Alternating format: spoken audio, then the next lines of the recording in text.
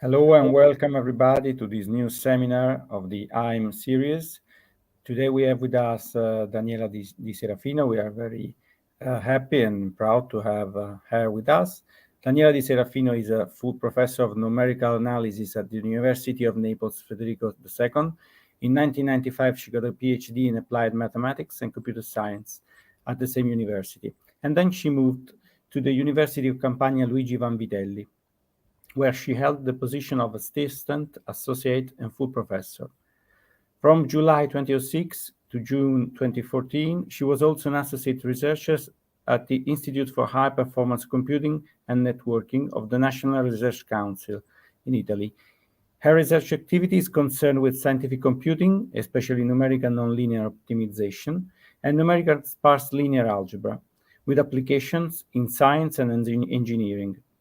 After several research projects in the area of scientific computing, she has been recently involved in projects focusing on optimization for machine learning. It's a pleasure to leave the floor to Daniela. Please, go on. Oh, thank you, Flavio, for this nice introduction, and thank you to all the organizers for inviting me. I'm very happy to be here today. So in this talk, I'd like to outline some research lines concerning the use and the development, actually, of optimization methods for machine learning problems. And I'm relatively new to this field. And in fact, I'm going to present some ongoing work. Before starting, I'd like to thank the many collaborators I'm working with. There is a long list, but we started not long ago. And our idea, we started a little late, but our idea is that mathematics can give a great contribution to the field. And I also mentioned some funding coming either from Italian institutions or also institutions from abroad. And this gave us a further, pushed us to work in this field. So I don't go into the details, I continue. And before going to optimization, I want to recap some basic concepts. Of course, I don't want to explain what artificial intelligence is, what machine learning, neural networks, deep learning are, because this is obvious to all the people that are here today. And I only highlighted in red the two main fields where this talk that this talk is concerned with. So machine learning and artificial neural networks. And I also introduced some very easy, simplified definitions that are not the original ones, but are definitions that, at least in my opinion, give an idea of what these fields are.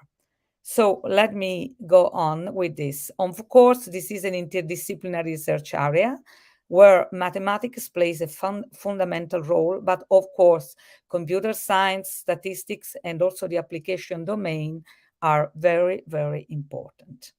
So let's go again to all these fields and optimization.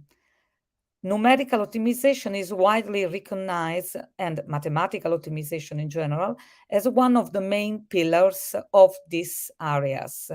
And in general, you want to build, for example, you want to build a model, a function that is able to make decisions based on some data that you already have, and the decisions must be achieved for data that are not yet seen.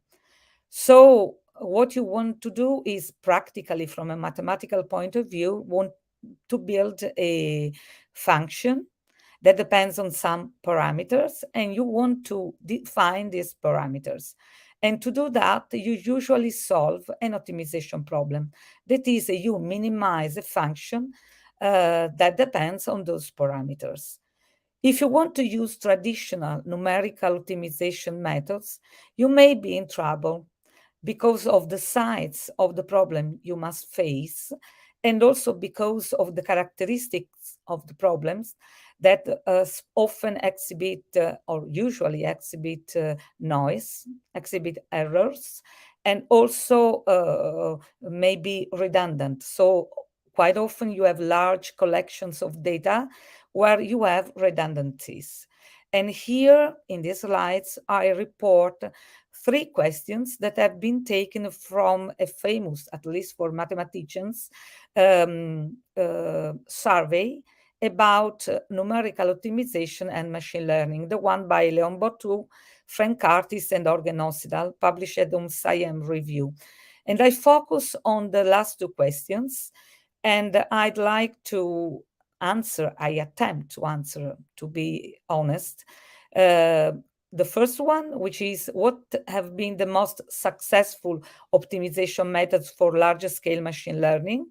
And the second one is what are the recent advances in the design of algorithms for these problems? And what are the open questions we must give an answer to? So let's go on. In order to give to all the people an idea, I selected a few case studies, very simple one. The first one is concerned with the binary classification of data coming from functional magnetic resonance imaging. I try to summarize what this is.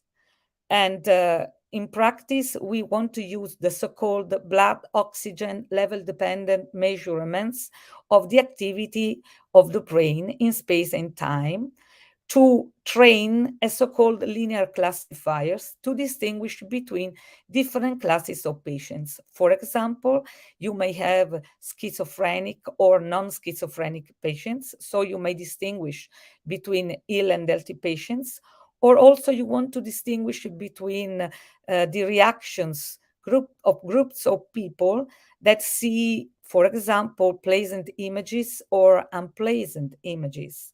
And you want to get information about the areas of the brain that are involved in this process. I don't go into the details now, but if we consider the model that is proposed by Baldassarre, Pontil, Morao, Miranda, and co-workers in the paper that I reported in this slide, you have a regularized least square problems. So you have a function that we call loss that measure the distance in some sense between the data that you have and the model that you want to build. That depends on the parameters that you want to define.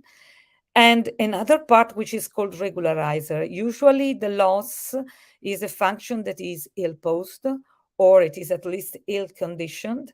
And in order to get just one solution, one and only one, you need to add a term that performs the so-called regularization. And in this particular case, you have L1 norms, but in general, you may have many other types of norms or on terms like this one. So let's go on. And of course, you can do something similar by using a different function. So you don't have a square, a least square function like like your loss function as your loss function, but you may use a different function, and you come to this problem here, where your loss is the so-called regularized logistic loss, and again you need a regularization term. And there are many problems that you can use as test problems that are available in this data set, which is freely available to all the people. So this is another simple example. Let me go on. Another example, which at least in my opinion is interesting, is the use of machine learning to compute numerical solution to PDEs and ODEs. Here I report a very simple example. I have a time-dependent parabolic PDE with some conditions. You have boundary conditions and initial conditions. And you want to build a numerical method to get an approximate solution of this problem. This is part of what is now called scientific machine learning. The idea is to merge the classical scientific computing, which is usually based on PDEs, where you have PDE models, and machine learning, where you have models that are mainly data-driven and are not mechanistic. And the goal is to obtain models that can be explainable, that are data-driven, but can require less data than traditional machine learning. And at the same time, since you are exploiting PDE models, you want to encapsulate, you want to integrate the knowledge, years, and on knowledge that you have in the current scientific literature. My idea here is to use very simple feed-forward neural networks, the so-called extreme learning machines. The idea of extreme learning machine dates back to a Singaporean researcher, Wang, that presented this idea many years ago, and then he developed this idea also with theoretical results and with improvements. And the idea is that you have a very simple network with just a single hidden layer. But the interesting thing, at least in my opinion, is that you can assign randomly the so-called input layer weights and biases. And what you have to determine are only the output weights. So you significantly reduce the number of parameters that has to be determined by optimization methods. And if you want to apply this to the PDE with initial and boundary condition that I showed in the previous slide, you can write a solution like this one. You can separate the part of the solution which is related to time with a part from another part which is related to space. And you first perform a semi-discretization in time, while generally in scientific computing, you tend to perform first a semi-discretization in space.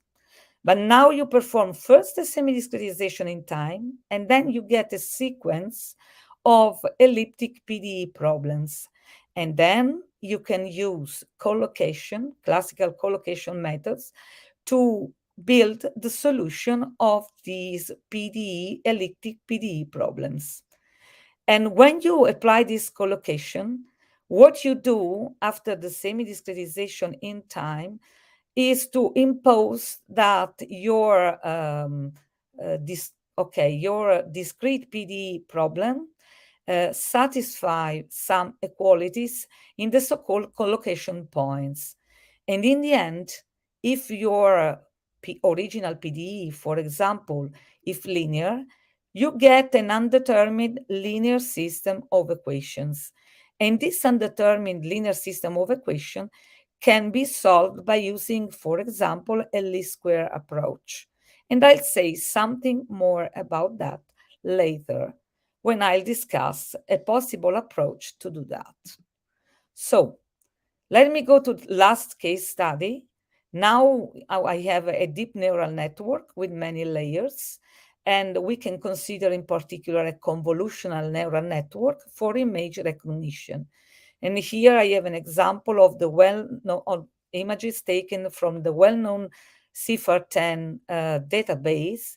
And here I have a picture of a convolutional neural network taken from the same survey that I mentioned in a few slides ago. And again, our model is a model like this, where we have L, this calligraphic lowercase l, that measures the distance between your model and your data. And you are performing a training in this case. So this means that you already have data. So the idea is this one. You have a set of samples, xi, yi, and you want to find a prediction function that I called h depending on a vector of parameters that I call W, and you want to minimize the so-called losses that incurred from inaccurate predictions. In theory, since you are in, let's say, in a very large data setting, and you have some noise, you want to minimize this so-called expected risk. But in practice, what you have is that you are not able to write this expected risk, so you resort to the so-called empirical risk. So you consider this function here, you have a sum of terms here, and you want to minimize this one. So this is the model, this is our model problem that you find in the examples that I've shown you. So let me give you a very simplified picture of the optimization problems. In this talk, I'm focusing on the so-called smooth problems because I want to talk about first-order methods and second-order methods that exploit first-order derivatives and second-order derivatives that are the Hessians. And since in the deterministic optimization, we have a picture like this, we want to reproduce more or less the same situation in the stochastic optimization. The optimization is stochastic because I'm working with approximations of the functions that come into play. And this is the picture. So the rest of this talk is this one. I want first to give you some ideas about first-order methods that are stochastic or mainly stochastic, let's say. Then I want to go to second-order methods and explain why we want to introduce this kind of methods in this framework. And for these methods, I'll give some motivations, some very general convergence results, some example of applications. I'll comment on advantages and drawbacks, and I'll conclude with just one slide of comments and outlook.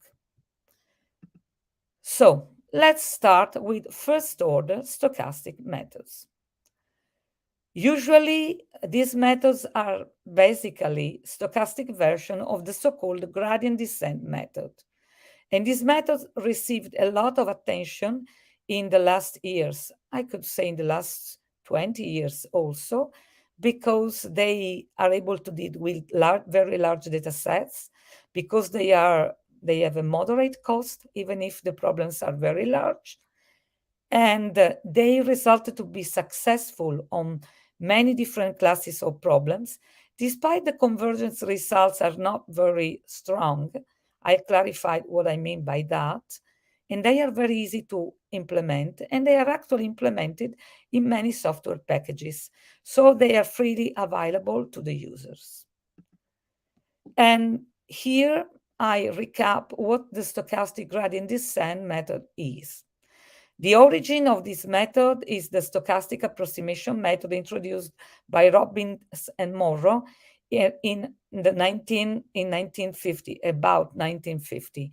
And if you look at the formula here, you have a formula that mimics the formula for the classical gradient descent, but the fundamental difference is that you have a term here which isn't the full gradient, but it is only one component of the sum that gives the full gradient with an index that is randomly chosen from a subset of the full set. For simplicity, I'm considering a finite sum. And in the field of machine learning, artificial intelligence, this parameter alpha k is called usually the learning rate, or people from optimization call it the step length. And if you look at the expected optimality gap, I don't go into the details with the hypothesis. I just want to show you that when you have a strongly convex objective function, and in this case, you can use a constant step length. If you add some other mild hypothesis, like, for example, the fact that the gradients are Lipschitz continuous, and you call me, for example, the parameter that gives you the strong convexity, you have that the expected value of the optimality gap satisfies in the limit a relation like this one. That means that you have no convergence in the expected value, but you have a cloud of points that approaches the optimal solution. And you also have a bound for non-convex objective functions with suitable constant step length and other reasonably mild hypotheses.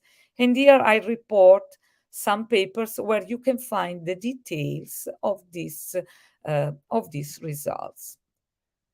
Of course, you can improve these convergence results. What I want to stress here is this. If, for example, you take your sample from a uniform distribution, you have that the expected value of the gradient of the I-kth component of the full gradient given the previous approximation of the sequence is the full gradient evaluated at this point. And so you have the so-called unbiased gradient estimate. But this is not enough to guarantee the convergence because there is a variance in these terms here. So some remedies have been developed. The first one is to use not a constant step length, but a diminishing step length, then to use mini batching, then using the so-called momentum, and then there were the so-called variance reduction methods that were introduced. Here I have a list, but of course it is non-exhaustive, and I'll give you an idea of just two of these methods, no more. So let me start from the diminishing step length. This is a mathematical definition.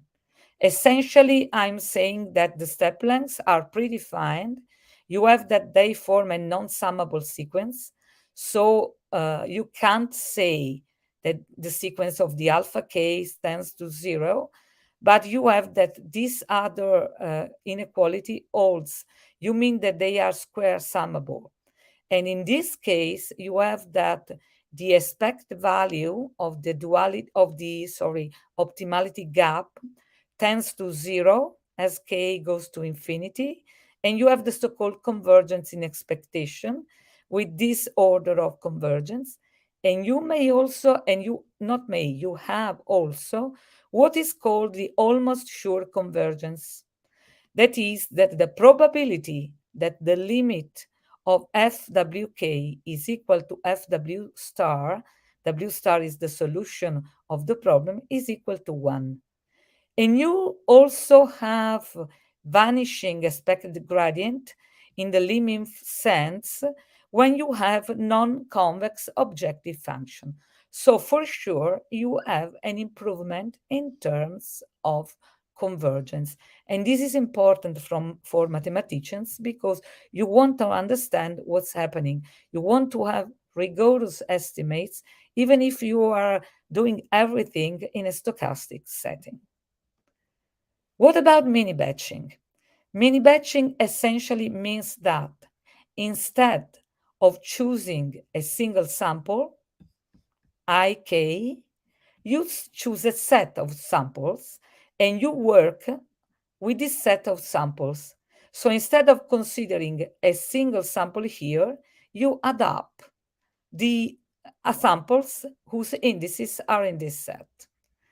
And when you have uniform sampling with replacement, you have that the variance of this term is inversely proportional to the size of the set calligraphic and K. So if you increase the set, you reduce the variance. And of course, if you take the full set, the method becomes deterministic. And the cost, of course, increases with the size of the subsample set. But you get better convergence results that are, of course, affected by the properties of the function, by the step length, and by the batch size. And these are the main ideas. You can also improve things by considering the acceleration through the so-called momentum. The idea is this one. You update your function with this formula here. I hope you can see my mouse. and then you compute this VK plus 1 with the momentum form, with the momentum term. And what you get by a simple recursion, I don't go into the detail, you get this one. So this VK is able to give you a weighted average of the previous gradient approximations. What you want to have to reduce the variance is to get a better and better approximation of the gradient. And in this case, you again get almost sure convergence, this time not of the function value, but of the sequence of approximations to the solution, with a convergence rate which is a little better than in the previous case. So this is another possibility. Let's go to the proper, let me call them proper, variance reduction method. The first one that, to the best of my knowledge, was introduced is the so-called stochastic variance reduction gradient. It essentially consists of 3 steps. You have an outer iteration and you have inner iterations. In the outer iteration, at the beginning, you have to set your approximation of the iterate, and then you have to compute the full gradient. So it is expensive if your set of samples is very expensive. Then you have a number of inner iterations. Mi is a so-called hyperparameter. You must set it in advance with some tuning. But what you do is to update your gradient in this way here. So you take the previous gradient and then you add up these 2 terms here, and then you update your solution. And in the end, again, in the outer iteration, you can decide what you choose as the next approximation to the solution. You can either choose the last iterate that you got from the inner iterations, or you can select a randomly chosen iterate from the group of iterates that you got in the inner iterations in a random way. In this case, you have 1 full gradient per outer iteration, and you can prove that there is linear convergence rate in expectation for strongly convex functions and other mild hypotheses if you use a constant learning rate. So with the constant learning rate, usually you go faster, despite the simple linear convergence rate. The other possibility is Saga. And okay, I don't want to spend time about that because my time is going. But what I want to say is that the difference, the strong difference with the previous method is this one. You don't need to recompute the full gradient at each outer iteration. But you need much more memory. You compute the full gradient just at the beginning, and then you update your gradient in a certain way, and you update your solution.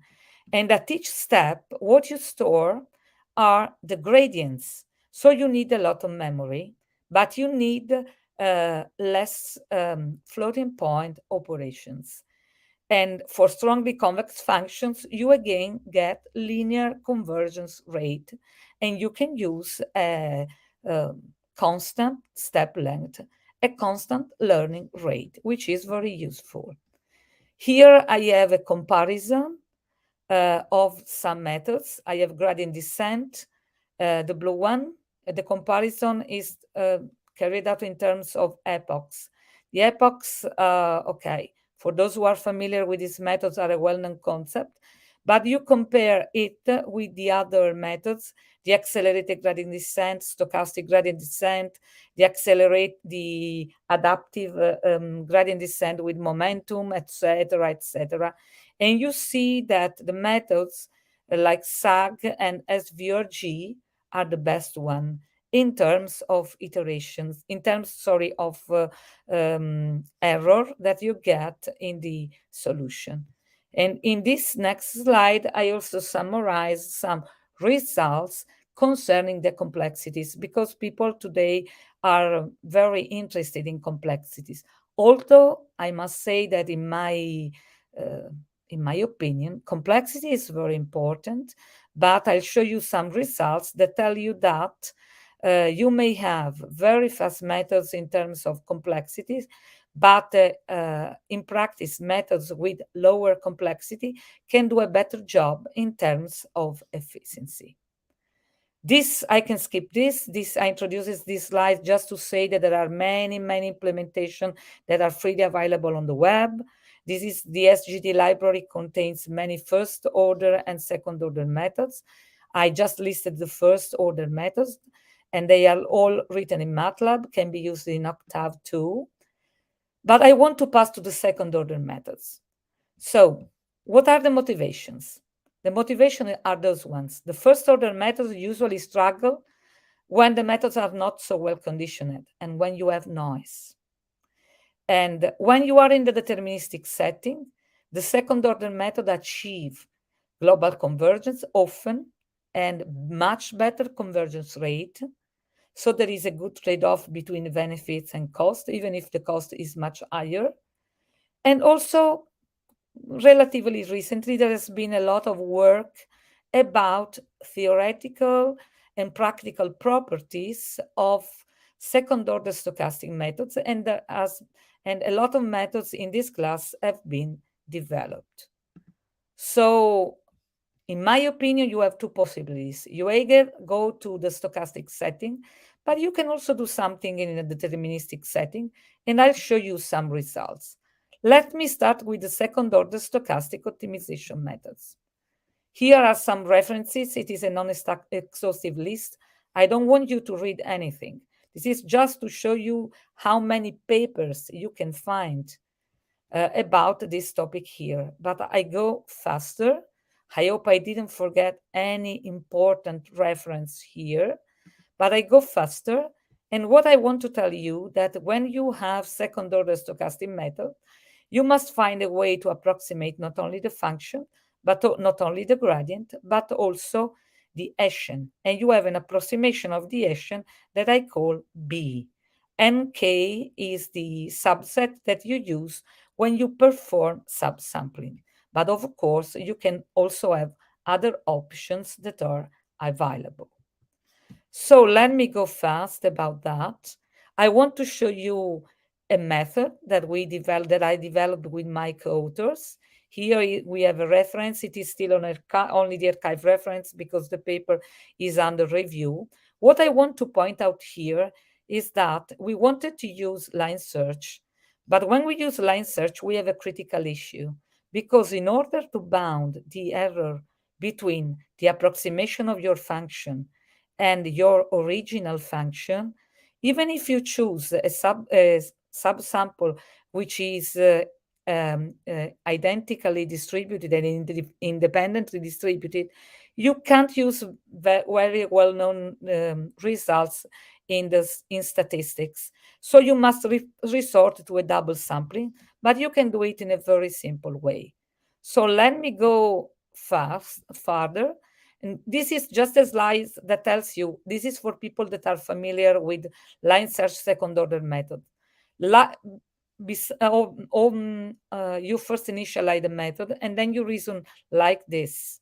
You would like to mimic what happens in the deterministic setting. So you want to find a direction that satisfies even approximately the linear system that gives you the so-called Newton type direction. And then you want to apply a sufficient decrease condition, and then you want to apply the update of your method. But you can do this in a very simple way. You must take into account other things. So you have two possibilities. If you are at the beginning, you start with the line search and you continue. But when you update this W bar K, in order to get a sound result, I mean a rigorous result in mathematics, you must introduce another condition here with another sample, which is independent from the previous sample. And if you satisfy this decrease condition, you can update your variable here Otherwise, you don't. And after you repeat this a certain number of times that can be very, very high. This K max, which is the maximum number of times you can do that, you can fail in satisfying this condition, may be huge. And if this happens, you resort to the so-called diminishing step length. So you combine two types of conditions, decreasing conditions, and you two types of step lengths. Let me go directly to okay, I have some convergence results. You have convergence for non-convex functions, for strongly convex functions, and you can also extend the results to a more general case where you have the expected value and you don't limit yourself to finite sums. And we implemented this method for the experiments by using Saga for the estimate of the gradient, a stochastic version of a quasi-Newton method for computing directly the inverse of the Hessian, an approximation, of course. And we also use the damping strategy to ensure the positive definiteness of this approximation of the inverse, because we have a second order method that must mimic what happens in the deterministic case. So we performed experiments in the non-convex case and in the convex case by using very well-known data sets from, for example, from the libSVM collection. And I don't go into the details, but I want to show you just the results of a comparison. Let me go back for a moment. We compared our implementation with a famous implementation by Wang, Ma, Goldfarb, and Liu, and also with a mini batch variant of Saga with the same line search as our method. And we stopped the methods based on the execution time. And here you can see the plots of the norms of the gradients. And you have that the sample size is the square root of 1 over n. Sorry, this should be lowercase n, not uppercase n. But you see that our methods performs better than the other methods. And if you see a shadow here, it is because in the stochastic setting, we performed 20 runs and we averaged the results. And we also plotted the 95% confidence interval. This is the result with the non-convex problems. We also have the comparisons in the convex problem for convex problems. And what I want to show here is that in this test set 2, I also performed a comparison by using the so-called incremental quasi-Newton method, which, to the best of my knowledge, is the first method with a proven superlinear convergence rate, which is what you want to achieve also in the stochastic setting.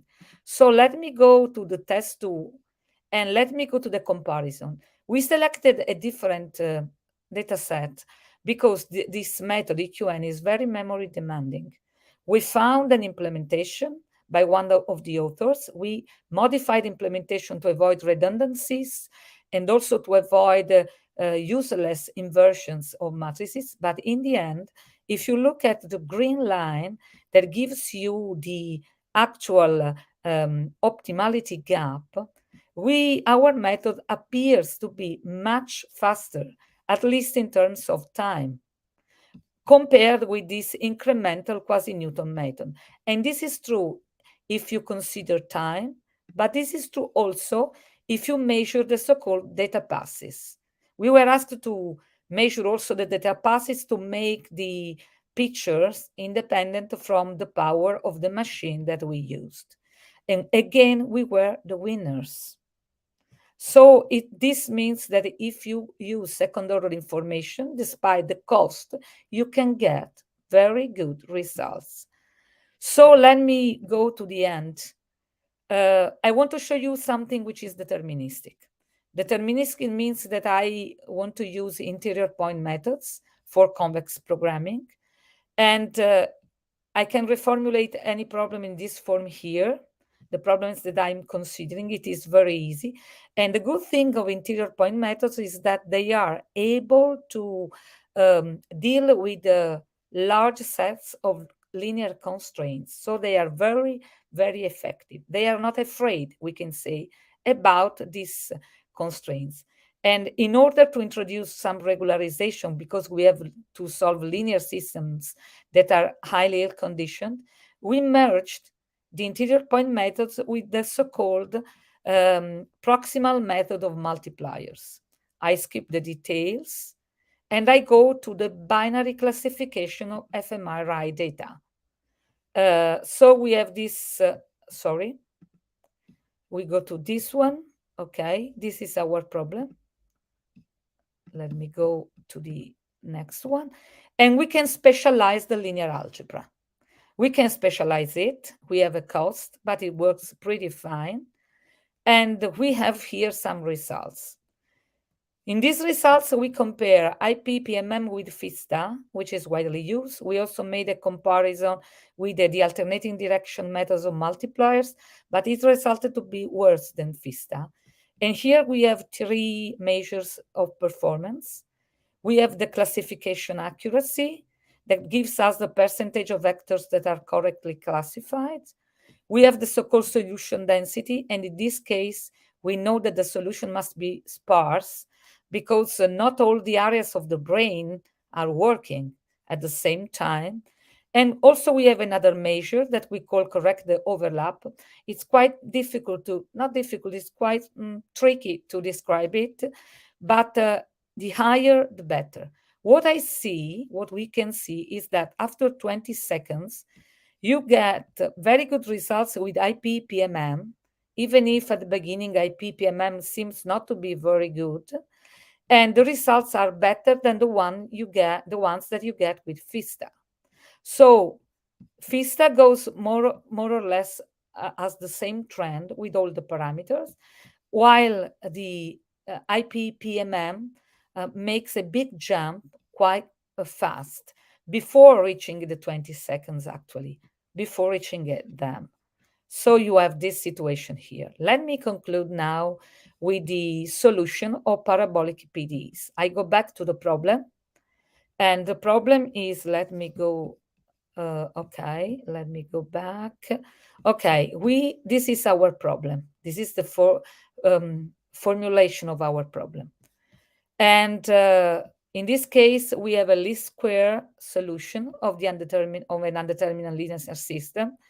And we decided to compute the so-called minimum error solution by dealing with this problem with complete orthogonal decomposition. In our case, the investigation was methodological. We wanted to understand if we could solve these PDEs that are linear but are difficult PDEs. And in fact, Jeff Cash in 1984 wrote a beautiful paper on Siam Journal on Numerical Analysis, a quite old paper, where he proved that there are many problems in solving this. There are many issues you must deal with solving this problem. And we used our approach. I want to show you what happens. We consider it with my co-authors. I'm sorry, you can see the reference. The paper has just been submitted, and it was tested on stiff parabolic equations, also on stiff equation, also non-stiff equations, because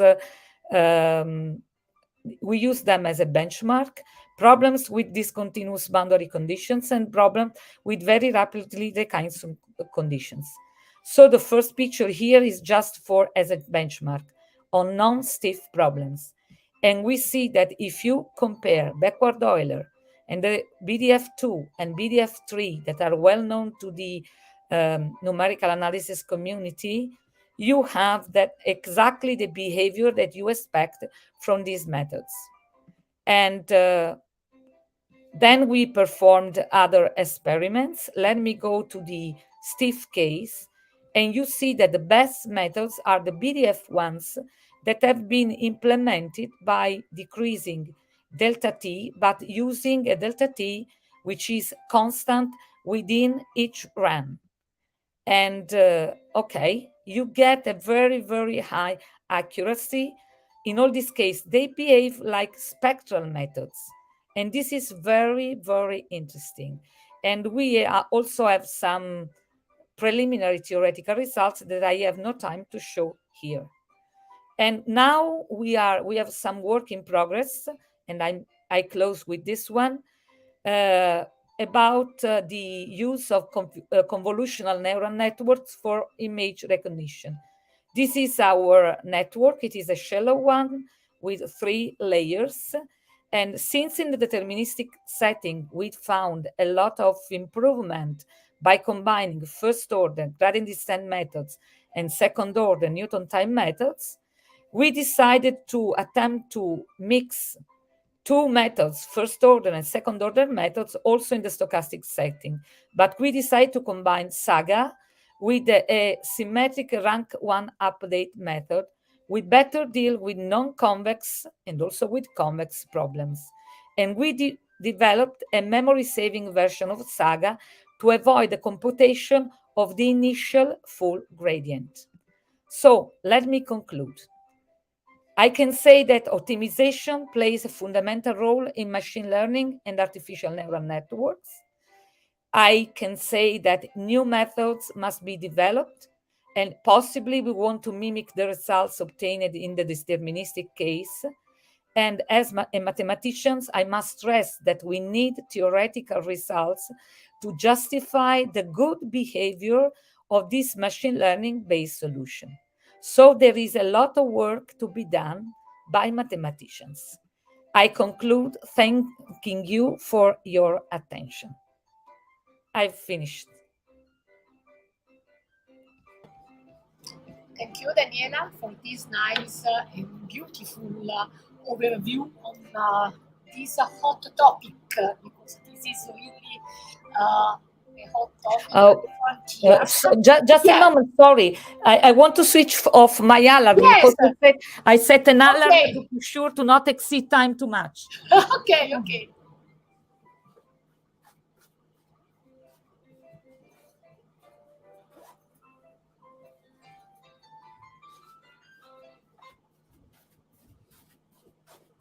I apologize for that. I apologize.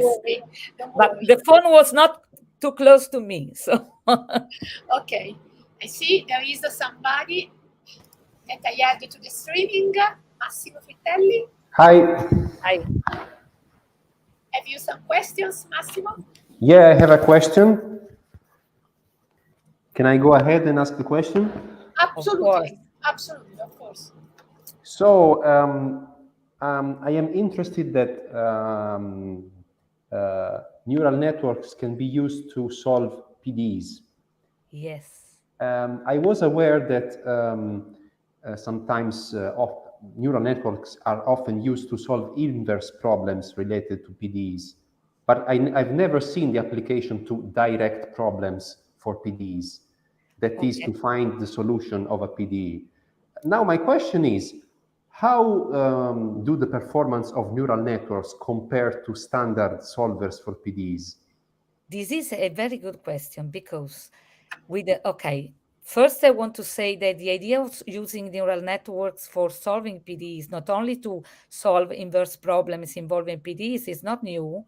There is a nice paper by Lagaris, Likas, and co-workers, which is dated, if I'm not wrong, 1994 or 1998. I don't remember exactly, on IEEE transactions on neural networks or something like that. And they solved ODEs and PDEs. So the comparison, we must be careful with the comparison, because when you build a solution with this approach, what you build is in some sense, the analytical form of the solution. So it may take some time to build the solution, but if you want to evaluate it at some points, you have the analytical solution. So you can, for example, what we did, we trained our neural networks. We got the solution, which is a combination of some functions that are the activation functions, actually. And then we evaluate it in 1,000 points, 5,000 points, or even more. And in this case, you must not do everything from scratch. Also, if you go from one step to the other one, for parabolic PDEs, for example, you can also change your scheme, or you can change your collocation points. So you can look at this as a mesh-free method. In our experiments, since they were preliminary and we wanted to understand what was happening and if we could achieve, at least experimentally, an accuracy which is comparable with the accuracy that you get with some very widely used methods, we decided not to change the scheme. But we used, for example, not strange, they are linear PDEs, but they are difficult PDEs. So once you have the expressions, if you use an activation function that is smooth, you can compute the derivatives, for example. So in my opinion, there are advantages. Because if you look at those methods as mesh-free methods, you can have a lot of advantages. Okay. But of course, we want to also, we would like, because this is our first paper on that, we would like to have bounds on the error that are comparable with the bounds that you have when you approach the problem by performing, for example, first semi-discretization in time, and then using methods, sophisticated methods for system of ODEs. I don't know if I answered your question. Yeah, quite reasonably. So if I understand well, the paper is, I've used the chat as notes for myself. So is the name correct of the authors? Lagaris, yes, Lagaris, and also Likas. And I don't know, this is one, it's a pretty old paper. And also there are also, now we are talking about physics informs neural networks. There are beautiful papers by Karniadakis and co-authors. There are also papers appearing on journals that are also for mathematicians, like SciEM Review, SciEM journals, but also Journal of Computational Physics. And those are recent papers. Those are the so-called PINs, Physics Informed Neural Networks. And the reason why we decided to work with ELMS, with this extreme learning machine, was simply to reduce the many parameters. Because when you have many parameters and you have non-convexity, a question, at least for mathematicians, arises. What's the best solution? What is a solution? Because we may have many solutions. Usually, I don't know if you are a mathematician or an engineer. Often engineers don't care about that. They say, it works, let's go on. But we care about that. Yeah, of course. I'm a mathematician too, and my field of expertise is the numerical solution of partial differential equations. Very good. So that's why my question. Very, very good, very good. And if I understood, there is also a paper of yours on neural networks applied to PDEs, besides this paper by Lagaris and Likas. We are going to put it on archive because we have just submitted it. The paper is methodological and it is very, very basic in the sense that we try to understand some questions, and we also perform experiments with very simple linear PDEs. Very, very simple. Simple in the sense that we have PDEs that are defined in an interval of the real axis, for example. So we want to proceed step by step because we believe that we are a group in Naples at Federico II, and we believe that we cannot achieve better results if we don't understand first what's happening in the, let's say, simplest case, which isn't the simplest one, actually. It isn't. But we want to understand. So we start from the methodology. We know that we are far behind many other people, but we want to attempt to give a contribution in this direction. That's the right way to do it. You start from the basic case. So thank you for the nice talk. They're really interesting. And there are many cases where personally I'm interested in try to avoid meshes. So meshless methods, this is really interesting. So thank you again. Thank you to you for giving me the opportunity of clarifying this, because 40 minutes are not a long time. Right. Thank you, Daniela. In chat, it seems to me that there are questions, but there is people thanking you for the beautiful seminars. So I suppose that we can close, Daniela, here. Thank you again for being with us. And the next appointment for the IM seminars is next week on the 25th with Carola Bibian-Schelling. So we will meet not in 2 weeks, but the next week again. Okay. Okay. So, Ilaria, thanks a lot. Thank you to you all. And I'm very happy that I had this opportunity. I hope I didn't, I wasn't too technical. No, I tried to summarize. Okay. Absolutely. Shall I leave the slides? room? Yes. Yeah. Okay. Yes. No, stay with us other 2 minutes. Okay. Okay. And Thanks a we lot. say. Thanks a lot. Goodbye.